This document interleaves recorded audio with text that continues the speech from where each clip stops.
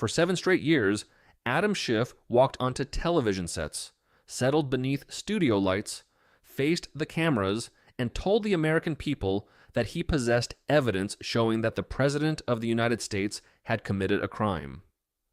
He did not make that accusation once in a moment of confusion, twice during a heated exchange, or even 10 times while facts were still developing, because the record shows roughly 200 appearances across nearly every major network where the same claim was repeated with the polished certainty of a prosecutor already addressing a convicted defendant. Schiff said the evidence was visible, substantial, and impossible for any serious person to deny, while presenting himself not merely as a partisan politician making an argument, but as the trusted chairman of the House Intelligence Committee speaking from privileged access to information ordinary Americans could not see. Then Robert Mueller investigated, Michael Horowitz investigated, John Durham investigated, and none of those inquiries produced the evidence Schiff had spent years assuring the country was already sitting in plain sight. Congress eventually censured him for misleading the American public, yet the political system that so often rewards spectacle more generously than accuracy still carried him into the United States Senate. Then Kash Patel, now sitting as director of the FBI, appeared in the kind of hearing room where Schiff had built much of his national reputation, opened a federal file on live television, and began reading from a record that did not concern Russia, collusion, campaign contacts, secret agents, or any of the dramatic allegations Schiff had used to dominate cable news.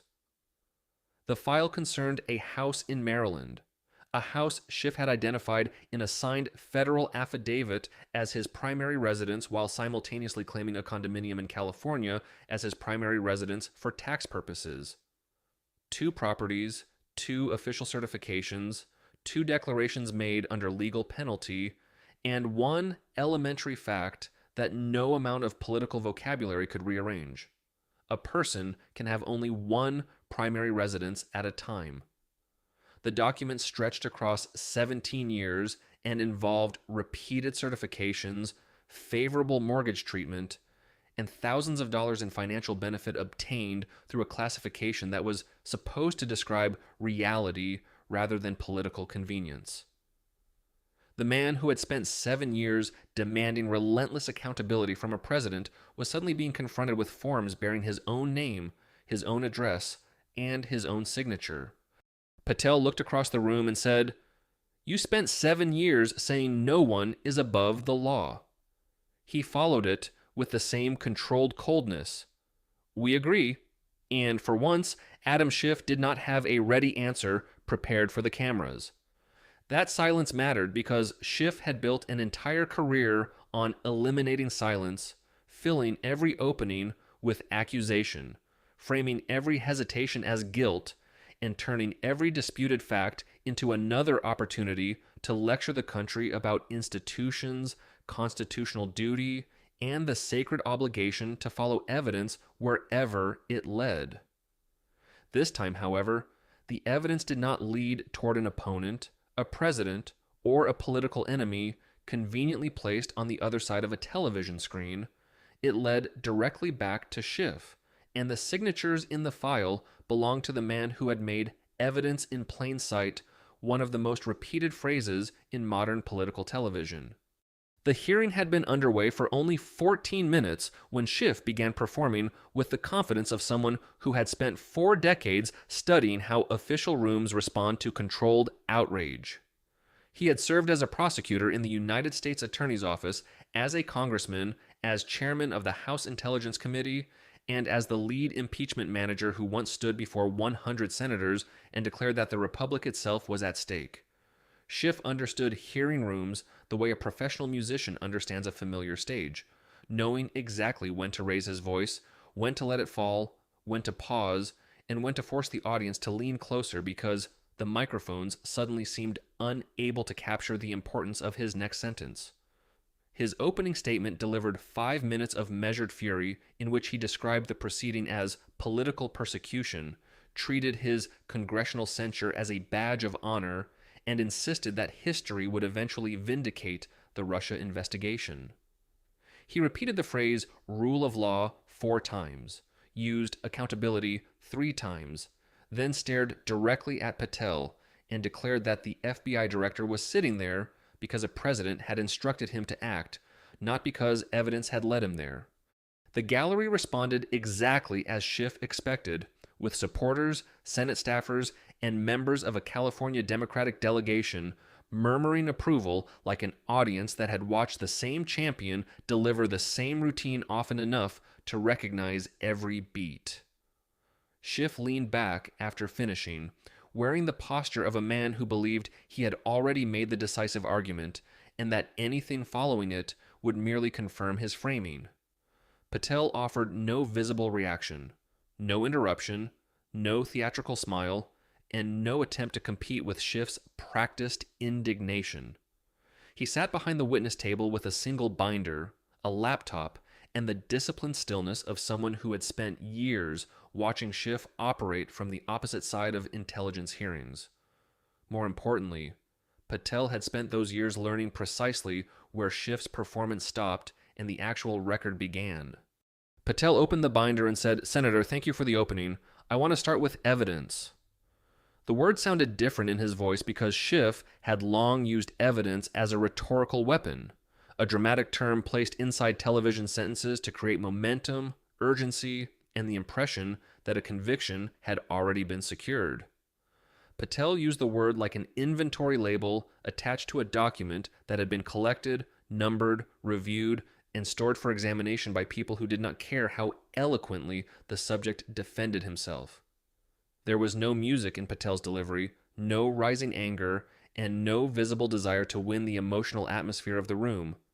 There was only a binder, a sequence, and the unmistakable suggestion that Schiff had prepared to fight a political accusation while Patel had arrived carrying a documented record. In the hallway, Schiff's chief of staff, Rebecca Weiss, felt her phone vibrate with a message from the senator's personal attorney asking one immediate question. What items does he have? Rebecca did not know, and that uncertainty exposed the central weakness in Schiff's preparation because his team had clearly expected a hearing about motives, retaliation, partisanship, and the familiar vocabulary of political persecution. She contacted legal counsel with 2 words that, inside a congressional defense operation, communicated that the entire strategy had been designed for the wrong proceeding. He's reading. Patel did not show a dramatic video montage, place enlarged graphics on television monitors, or rely on edited clips arranged to produce applause. He simply began reading the contents of the binder item by item in the flat, procedural tone of someone preparing a record for people who would examine facts rather than feelings. Item 1 came from CNN on March 22, 2017, where Schiff stated, "I can tell you that the evidence is more than circumstantial that collusion occurred." Item 2 came from MSNBC on February 14, 2018, where Schiff said, "There is already, in my view, ample evidence in the public domain on the issue of collusion." Item 3 came from ABC News on April 7, 2019, where Schiff again declared, "The evidence of collusion is in plain sight." 3 appearances, 3 confident assertions, and 3 versions of the same fundamental claim from a man whose committee position allowed him access to classified intelligence unavailable to the public he was instructing. Patel read the quotes without embellishment because embellishment would only have weakened the simplicity of what followed. Item 4 was the report filed by special counsel Robert Mueller on April 18, 2019, which found that the investigation did not establish that members of the Trump campaign conspired or coordinated with the Russian government in its election interference activities. Item 5 was Inspector General Michael Horowitz's report filed on December 9, 2019, identifying at least 17 significant errors or omissions in the FBI's Crossfire Hurricane surveillance applications. Item 6 was Special Counsel John Durham's report filed on May 15, 2023, finding that the FBI had failed to uphold its mission of strict fidelity to the law and had opened the investigation on raw, unanalyzed, and uncorroborated intelligence. 6 items were now in the record, with 3 public declarations insisting that evidence existed and 3 official investigations refusing to validate the certainty with which those declarations had been delivered. The distance between those 2 groups of documents was not a matter of tone, interpretation, or partisan discomfort, because it measured the gap between what the chairman of the Intelligence Committee repeatedly told the country and what investigators later found when they searched for proof. Patel closed the first section of the binder, opened the next, and stated that Schiff had possessed access to classified intelligence that the American people did not have. Schiff had occupied a position of extraordinary trust, read intelligence briefings describing what the available information actually showed, and then appeared on television in 212 documented instances across 14 networks over 37 months to tell viewers that evidence of collusion was plainly visible. Patel made clear that the central question was not whether Schiff had simply been wrong, because people make mistakes, and even powerful officials can misjudge incomplete facts. The question was whether Schiff knew his public declarations were false, because the classified intelligence available to him contradicted the story he continued selling on television. Schiff immediately leaned toward his microphone and attempted to move the hearing away from evidence and toward Patel's motives, asking whether the man before him was acting as FBI director or as a former Devin Nunes staffer carrying a personal grudge.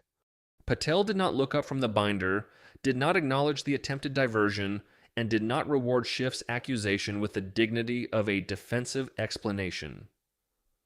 I am here as the director of the Federal Bureau of Investigation reading from a federal file. Item 7. In that instant, Schiff's cross-examination collapsed before it had even formed, because he had tried to move the hearing from documents to motive, from what the record showed to why Patel had chosen to reveal it. It was the oldest escape route available to a lawyer cornered by an inconvenient file. Discredit the person holding the evidence so the room might forget to examine the evidence itself. Patel refused to enter that argument, and Item 7 followed Item 6 with the cold inevitability of a numbered record that did not care whether the senator preferred a different subject. The third tab of the binder changed the direction of the hearing without changing Patel's tone, replacing public television claims with private mortgage documents signed under legal penalty. Item 7 was the 2003 purchase agreement for a property in Potomac, Maryland, bought by Schiff and his wife for $870,000 with a Fannie Mae-backed mortgage of $610,000 at 5.625%. The loan had been structured as a 30-year primary residence mortgage, and the application contained a signed certification declaring that the property would serve as their primary and principal residence for at least 12 consecutive months.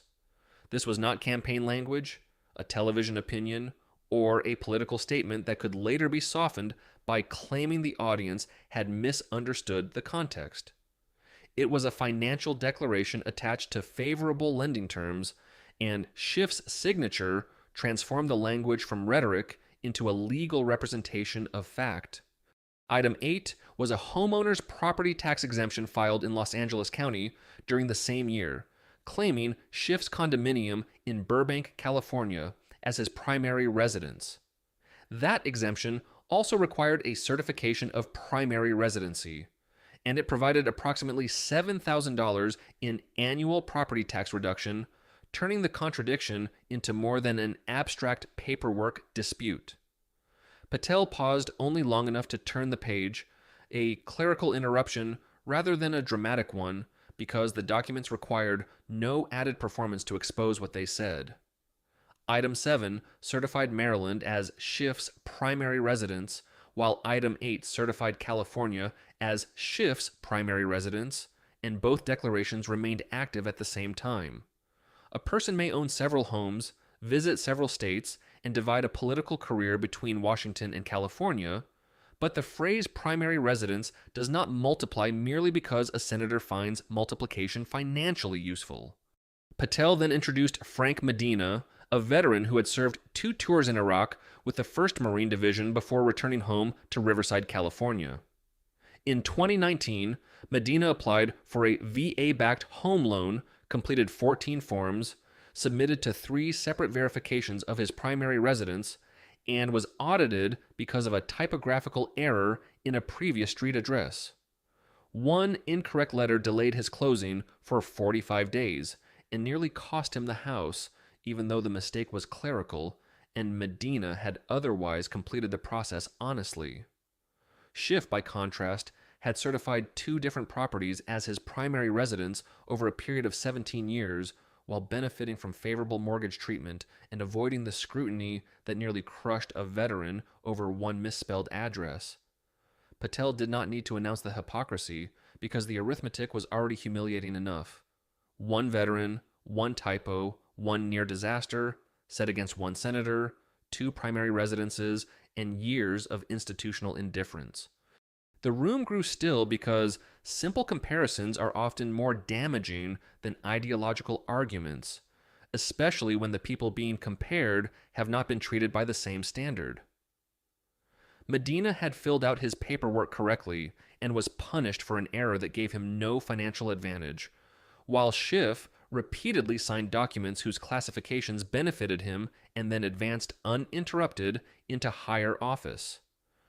No speech about persecution could erase that difference, and no accusation against Patel could make a veteran's 45-day delay less real or Schiff's 17-year contradiction less obvious. The political class prefers complexity because complexity creates places to hide, but this record was brutally uncomplicated and left very little space for professional evasion. The government had demanded precision from Frank Medina and apparently accepted convenience from Adam Schiff, which was exactly the kind of double standard Schiff had spent years pretending existed only on the other side. Patel continued through the refinancing history, reading each application as a separate item because each one represented a separate occasion when Schiff had another opportunity to correct the record. Item 9 was a 2009 refinancing application for the Maryland property, accompanied by another signed affidavit identifying it as his primary residence. Item 10 was the 2011 refinancing, Item 11 was the 2012 refinancing, and Item 12 was the 2013 refinancing, all repeating the same classification under Schiff's signature. These were not 17 years sustained by one forgotten box checked during a rushed closing in 2003, but a chain of renewed representations made across multiple transactions and multiple years.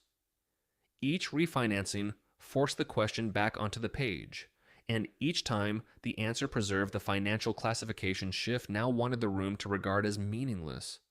During those same years, Schiff was voting in California elections, claiming California tax benefits, representing a California congressional district, and publicly anchoring his political identity in the state whose voters kept returning him to office. He did not formally redesignate the Maryland property as a secondary residence until 2020, 17 years after the original purchase, and 7 years after the last listed refinancing. That timeline destroyed the most convenient defense, because the contradiction was not a brief overlap caused by moving, renovation, family emergency, or a temporary transition between homes. It was a long-running arrangement in which Maryland was treated as primary when mortgage terms were involved, and California was treated as primary when taxes, voting, and political office were involved. The labels changed according to which government benefit or public obligation was being addressed, and Schiff's signature appeared wherever the chosen label needed legal force. Schiff leaned toward the microphone and tried to restore normal political gravity, insisting that nearly every member of Congress maintains residences both in a home state and in the Washington region. the explanation was technically true and completely irrelevant, because the issue was never whether Schiff owned or occupied two homes, but whether he certified both as his primary residence. Patel did not argue with him, interrupt him emotionally, or raise his voice to expose the obvious distinction. He simply said, Item 13, at the exact cadence he had used for every previous entry, reducing Schiff's practice justification to background noise in a file that had already anticipated it. The senator was attempting to explain ordinary congressional living arrangements, while the binder was documenting extraordinary simultaneous legal classifications that ordinary members of Congress are not entitled to invent. Item 13 was a 2023 statement from Schiff's own spokesperson during his Senate campaign declaring, Adams' primary residence is Burbank, California, and will remain so when he wins the Senate seat. Item 14 was another statement from the same spokesperson that year explaining that Schiff's California and Maryland addresses had both been listed as primary residences for loan purposes because both were occupied throughout the year and needed to be distinguished from a vacation property. The first statement asserted that Burbank was the primary residence, while the second admitted that both properties had intentionally been described as primary residences in mortgage records. That was not a denial, a correction, or a claim that a bank employee had entered the wrong information without Schiff's knowledge. It was a disclosure from Schiff's own office that the dual classification had been deliberate, transforming the defense from accidental paperwork into a public admission of intentional labeling.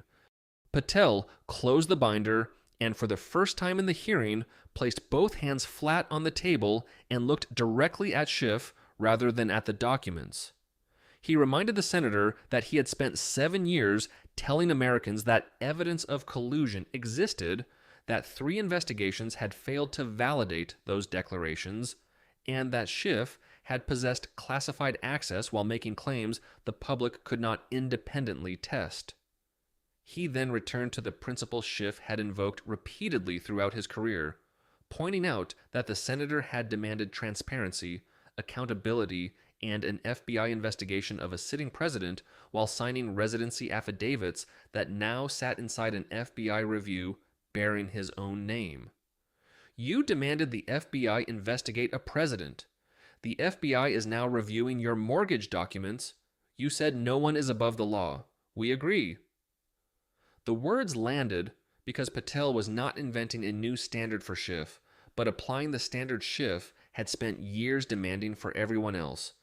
Schiff answered in the controlled, precise voice of a former prosecutor who understood that silence would look worse than almost any available defense.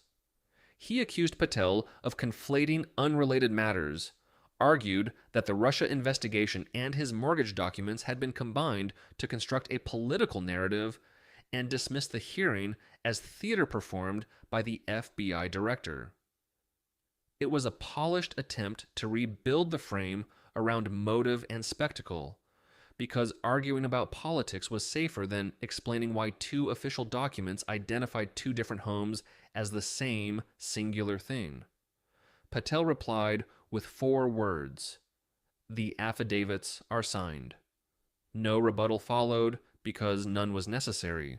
The documents existed, the signatures belonged to Schiff, and the paper did not need Patel's motives to remain real.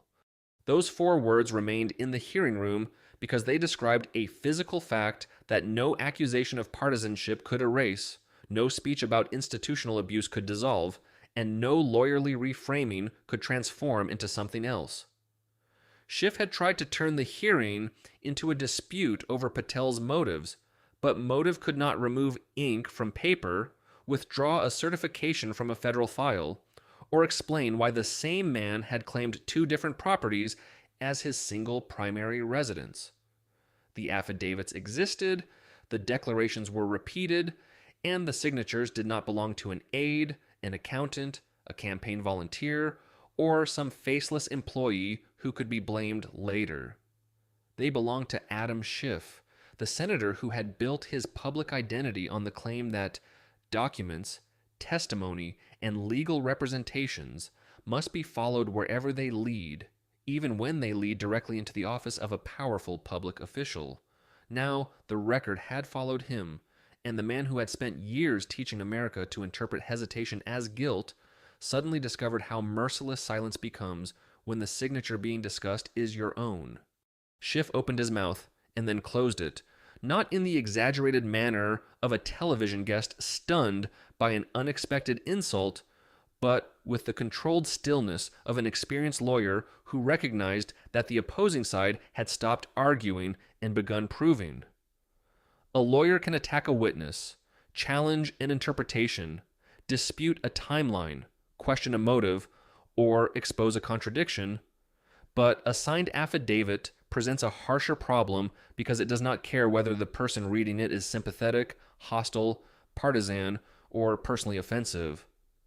Schiff could not deny the signature without creating a new factual crisis, and he could not accept the meaning of the document without collapsing the defense he had brought into the room.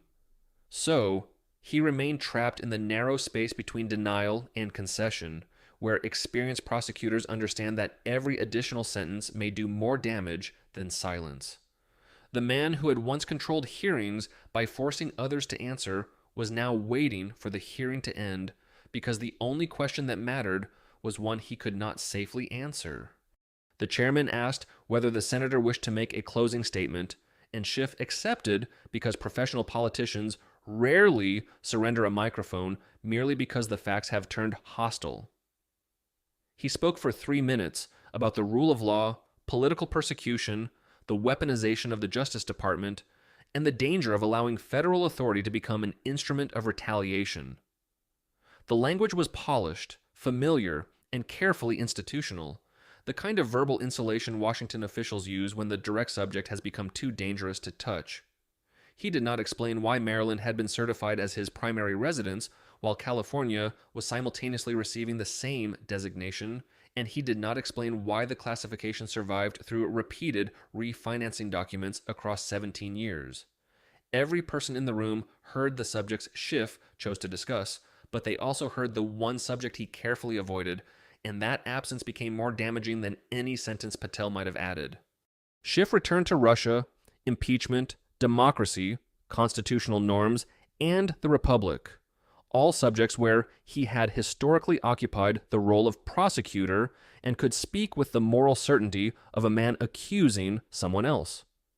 He avoided the mortgage file because that was the subject where his name appeared on the tab. His handwriting appeared on the documents, and his conduct required explanation rather than condemnation of another official. The contrast was unmistakable. Adam Schiff, the chairman, had demanded that unanswered questions be treated as evidence of concealment, while Adam Schiff, the subject, now relied on unanswered questions as his only remaining protection.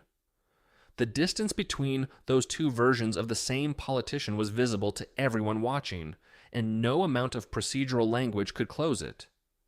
A career built on insisting that silence proves the seriousness of an allegation had finally produced a silence that belonged to Schiff himself. Patel said nothing more because the record had reached the point where additional commentary would only compete with evidence that was already complete enough to stand alone. He closed the binder, aligned it precisely with the edge of the table, and placed his pen beside it with the same orderly care used to preserve documents in a room where facts are stored for future review. The gesture carried no celebration, no visible satisfaction, and no attempt to turn the moment into a personal victory over a political enemy. That restraint made the scene more severe because Schiff was not being defeated by a louder performer, but by a sequence of numbered items presented without visible emotion. The hearing ended with the binder closed, yet the contents were already moving beyond the room, stripped of Schiff's protective rhetoric and compressed into clips that millions of people could understand in seconds. In the hallway, Rebecca Weiss looked down at her phone and saw 14 missed calls, none of which required an explanation because she had watched the political crisis take shape one item at a time. Item 7 had established the Maryland Declaration.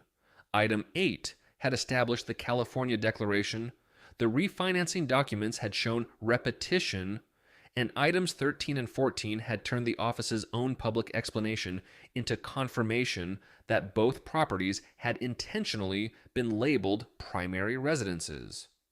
Schiff's team had prepared to defend him against accusations of revenge, weaponization, and partisan targeting, but the binder had made those arguments secondary by presenting documents that existed independently of Patel's politics. Rebecca did not return the calls immediately because there was no talking point capable of erasing the problem that each caller was about to describe. The senator had attempted to cross-examine a binder and lost, not because the binder was eloquent, but because documents cannot be intimidated, embarrassed, interrupted, or forced to retreat. 2 clips dominated the next 72 hours and accumulated 29 million views, turning a congressional hearing into a national argument about accountability, hypocrisy, and the unequal enforcement of paperwork rules. The first clip contained Patel's closing sequence. Schiff had demanded that the FBI investigate a president. The FBI was now reviewing Schiff's mortgage documents. Schiff had said no one was above the law, and Patel agreed. It reached 22 million views because 4 sentences contained the entire contradiction without requiring viewers to understand every detail of the mortgage file. Conservative media treated the clip as vindication, legal commentators treated it as a question of precedent, and progressive outlets attempted to provide context only to discover that context did not remove the signatures, the affidavits, or the 17-year timeline. The clip succeeded because the irony was complete, simple, and impossible to explain away without addressing the documents Schiff's office still refused to address. The second clip focused on Frank Medina, the veteran who had nearly lost his home because one letter in a previous address was typed incorrectly while a senator maintained 2 primary residence classifications for years. It received 7 million views, smaller than the first clip in raw numbers, but more powerful inside veterans groups, VA loan communities, and among Americans who had completed federal forms, honestly, only to be punished for minor clerical mistakes. These viewers did not need a lesson in congressional politics because they already understood how aggressively institutions enforce technical requirements when the applicant lacks status, influence, or a Senate office. The phrase, "one primary residence," became a hashtag and trended for 14 hours. Not because it was clever, but because it reduced the entire defense to arithmetic that anyone could follow.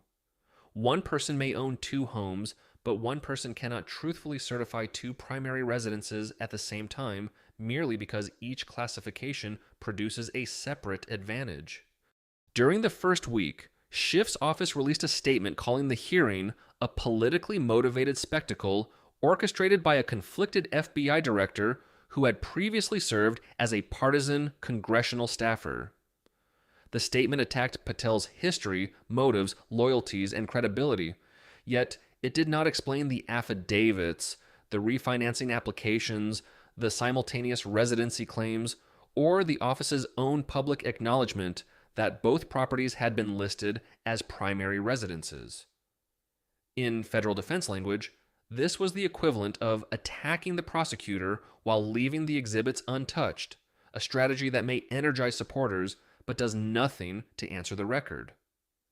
The Senate Ethics Committee then opened a preliminary inquiry into whether Schiff's financial disclosures were consistent with his mortgage certifications. The inquiry was narrow and procedural, but it was devastating precisely because Schiff's own chamber was now examining the contradiction Patel had placed into the public record. During the second week, the Department of Justice expanded its investigation, and a grand jury in Maryland issued subpoenas seeking mortgage-related documents connected to the Potomac property from 2003 through 2020. A subpoena was not an indictment, a conviction, or a final conclusion, but a demand for 17 years of records meant the issue had moved beyond cable news argument and into the machinery of a federal inquiry. Schiff's personal attorney issued a statement calling the allegations transparently false, stale, and long debunked.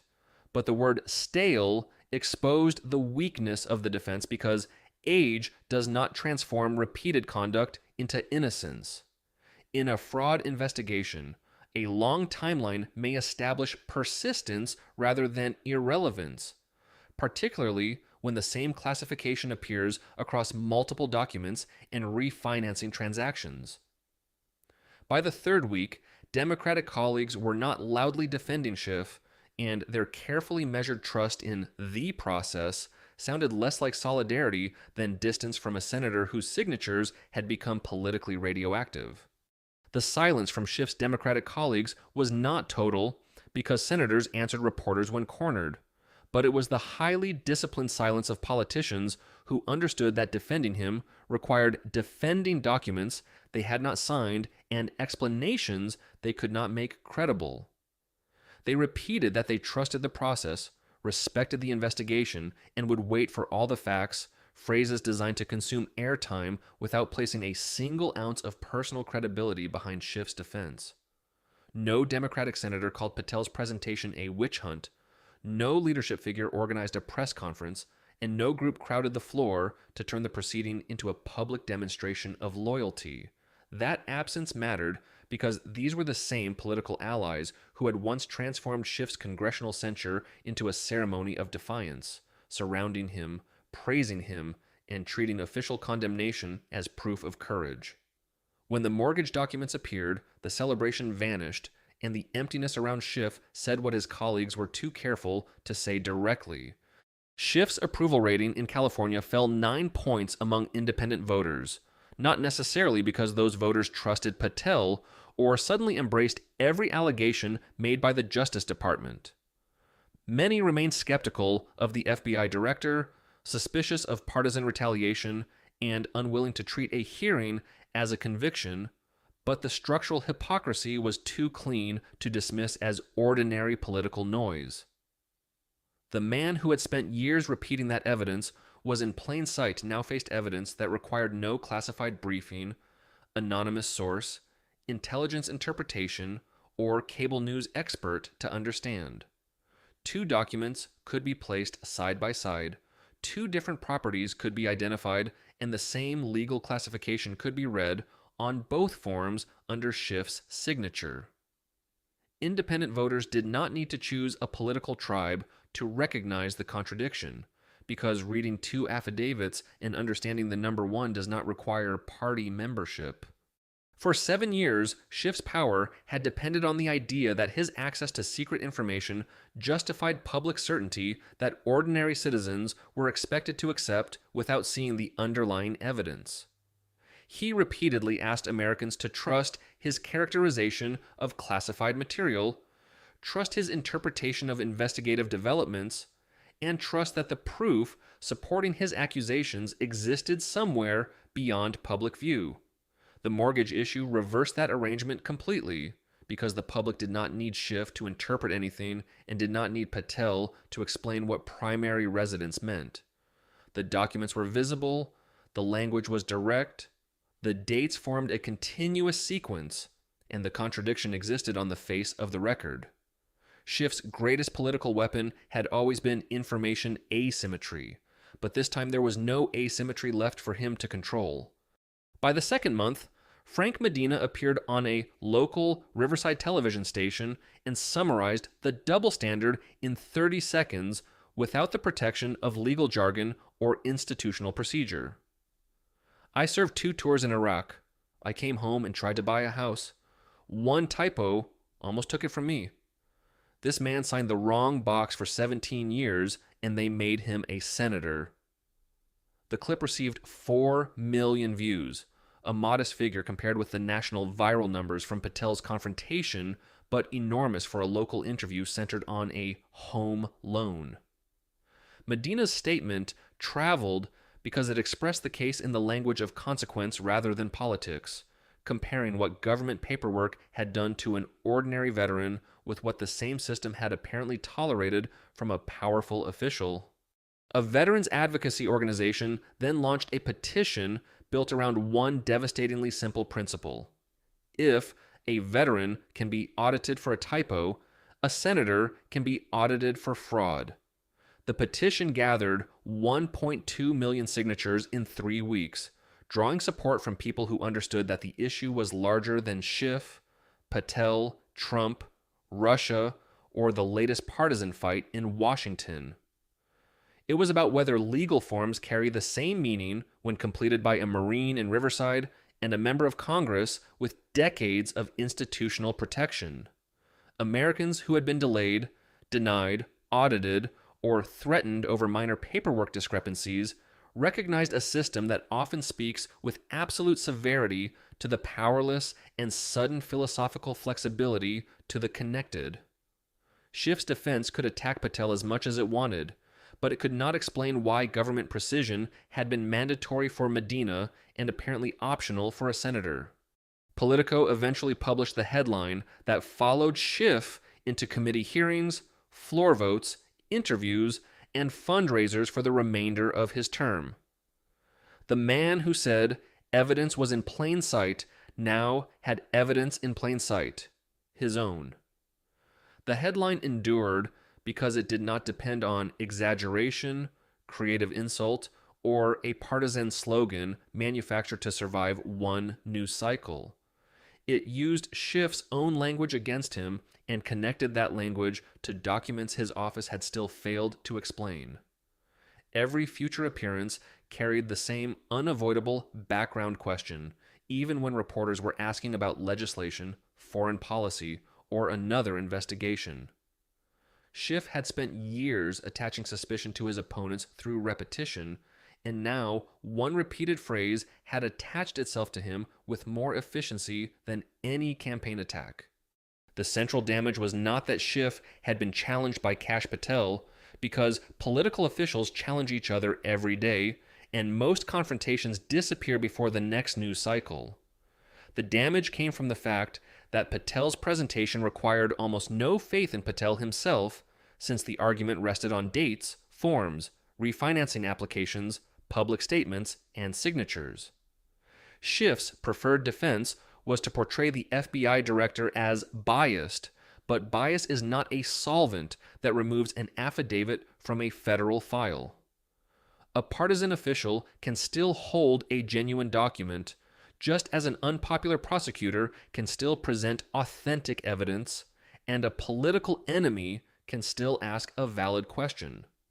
Schiff kept trying to make Patel the issue because making the documents the issue left him with nowhere safe to stand.